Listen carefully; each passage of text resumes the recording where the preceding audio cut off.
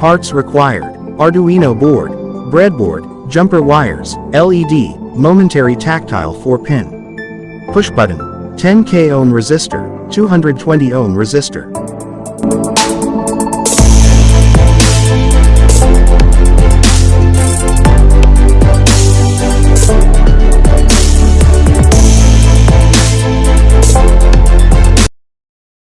In this sketch, you assign a pin for the push button and set it as input, and a pin for the LED and set it as output. The code tells the Arduino to turn the LED on as long as the button is being pressed, completing the circuit, and to keep the LED off when the button is not being pressed. When the button is released, the circuit breaks and the LED will turn off again. We place a push button in a breadboard. Connect pin 8 to one leg of a 10K ohm resistor and connect the same resistor leg to Arduino pin 2. Connect the other resistor leg to the ground rail and connect the ground rail to Arduino ground. Connect pin B on the switch to 5V rail and connect this rail to 5V on the Arduino board.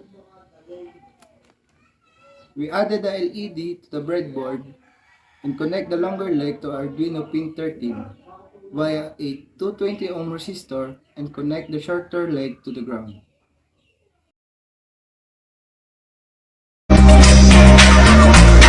Tastes good like soul food. Parked up outside in the old school. The new me back with the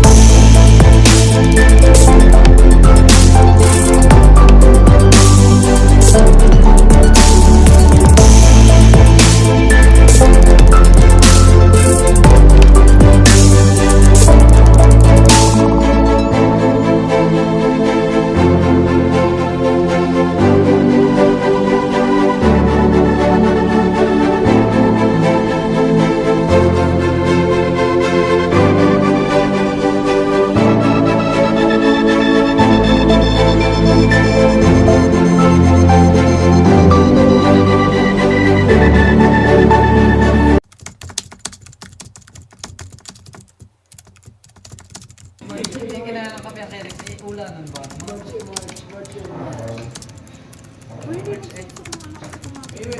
Anong kampungan? Okay, okay lang.